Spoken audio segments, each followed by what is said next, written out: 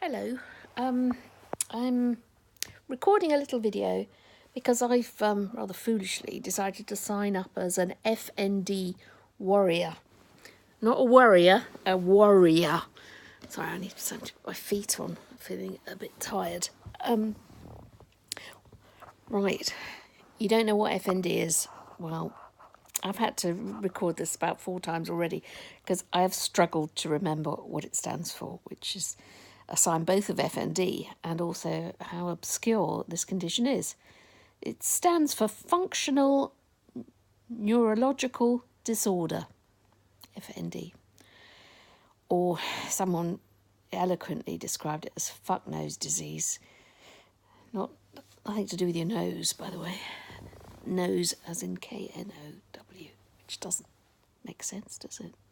But yeah, when my neurologist said that he thought that was what I had never heard of it. And nobody I knew had ever heard of it. So, and I've watched House a lot. So I had to have a Google, I had to work out what it was, and it was, well, it's not easy to explain, is it? And he said to me that I should accept it non-judgmentally. So I have to have acceptance of what it is. And it sounds mystical to me that you have to understand things and just accept them. But, it's a different way of living, isn't it? Okay, so what you probably think doesn't look like there's that much wrong with you. And that's another thing, it's hard to explain what's wrong because some days I'm absolutely fine. And then I'm not. What happened? Oh, I've just spotted something that shouldn't be here. My 96-year-old father-in-law has left his walking stick here. I may be able to borrow that then, because there's some days where I actually could do with a walking stick. But I think he needs it more than me. Right, anyway, I was so easily distracted. Right, so why did I get diagnosed with FND? Well, I woke up one morning very, very altered. I went to say something and it didn't come out properly. It came out very quiet, came out very nasal. It sounded like I was deaf. And when I looked at things, there was a huge gap. There was double vision, but there was about 4 or 5 inches between the two images. Very confusing. My hearing was odd as well. I lost directional hearing.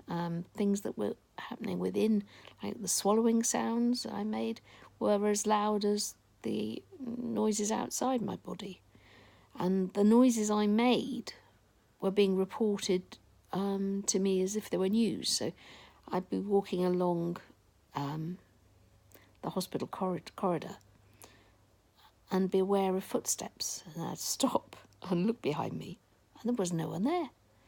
And I'd keep on walking, and I'd hear the footsteps again, and I'd think, well, that certainly sounds like there's somebody following me.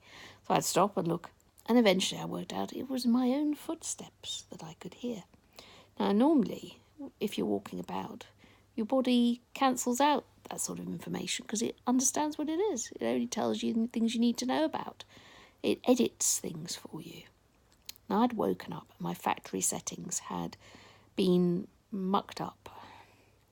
So some of the things that used to be automatic, like my eyes remembering to work as a team and focus, decided not to do that anymore. I'd become more like a chameleon in a way. They were just not cooperating. Also, I was born with a congenital cataract. So if I am to look through my bad eye without my good eye working, there's a big bit in the middle that's really messed up. And my brain very kindly knitted these two things together seamlessly so I could make use of the peripheral vision. But without my factory settings, I was getting full-on cataract information, which was proving rather hard. I also became very light sensitive. I had a terrible headache. And that sounds trivial, doesn't it? But I'm used to terrible headaches. But this was like, this is a whole new terrible. I'm totally phobic about vomiting. And I was vomiting all everywhere. It was coming out my nose. I felt so ill. I mean, I did 9 months pregnant without no morning sickness whatsoever in my pregnancy because I just hated being sick so much. But yeah, this headache was, it was bad. This was before I was diagnosed. And everything was getting worse. I was really going downhill fast. I was slumped in a chair, not communicating, unable to work. I really felt life wasn't worth continuing, and I said as much in text messages to friends and said, if this doesn't pick up, put me down. I don't want to go on. Which I'm the most positive person in the world, so things were bad.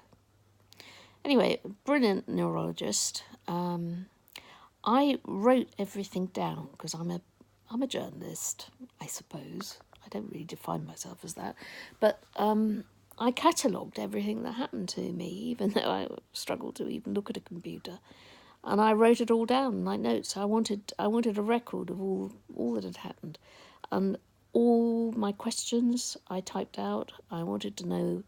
I'm used to having a dog with a rare illness, so I've got used to picking things up and learning and, becoming an expert on something weird so that I know more about it, so that I could better look after my lovely old dog, who has sadly died now. But I approached the whole thing in a similar way. I sort of analysed what was wrong and what I thought the triggers were and what would make me feel better. And at that moment, what I really needed was a diagnosis, because I was imagining, I couldn't imagine what was wrong with me. There was no obvious, I had no idea why I was so suddenly changed, so devastatingly changed. I was meant to be going to an awards dinner. I had been shortlisted for an amazing award, and I was so excited about it. I'd got my dress ready, I'd had my hair done, I'd had my nails done, and I was too ill to go. And I was so sad about it all. I was just thought, what's happened to me? I was at my lowest ebb, and I told I couldn't drive, I couldn't do anything for myself anymore. I couldn't swallow, I couldn't eat, I couldn't. There was just the list of things I couldn't do were just enormous. I just felt, I didn't feel any better if I went to sleep. It was just awful. I mean, I was at the lowest point I can ever remember. Being diagnosed with something I'd never heard of wasn't a tremendous boost, but it was something. At least I knew what it wasn't, even if I didn't know what it was. And I've still struggled to get my head around it. But as soon as my neurologist showed me a way I could get my speech back by holding my breath and counting, it was like a magic trick. And the more I found out about FND, the more I realised, well, it's a bit like when you boot up your computer and it doesn't load the software properly, but the hardware's still okay. So if you just get a better update, you could probably get back to using your computer. Well, I treated myself like that, and I decided to try and relearn everything, and it's going okay. But what I do find is it gets me in other ways, because now I know the speech and the seeing and the swallowing bit, and I can put that right with a bit of thought, a bit of effort. It tends to be my legs go that. A couple of days ago, I was in Marks and Spencer's, and I've got really clumsy. I never used to be as clumsy as this, but I knocked a load of things over, and I was mortified, and I'd smashed some glass bottles. And they were very nice, and they cleared it all up, and they, they made it as painless as possible. But the stress went straight to my legs. I lost all power. I had to go and sit down, and I had aches and pains that I couldn't work out what they were. But that's just FND for me is just my body outwitting me to say, take it easy, do the things you love, don't do anything else. If you do have to do things you don't like, there will be a price to pay, and it will probably be you'll feel ill. Anyway, enough burbling on. FND. Loads of people have got it. It's one of the most common things that you will see a neurologist for, yet no one's ever heard of it. It's very similar in many respects to the symptoms you see with MS, Parkinson's, very similar levels of suffering. People who aren't in remission or aren't on top of things can find them very, very disabled by this condition.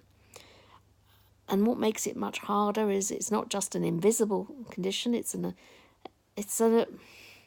baffling one that not many people have heard of. And it means that they have to fight and struggle for people to recognise what's wrong. And there's a lot of people who just are much worse off than me. I luckily have a job I love, and I love working. So I love certain aspects of it. There's some things that I dread doing, and I find it does take it out of me. It really, really does.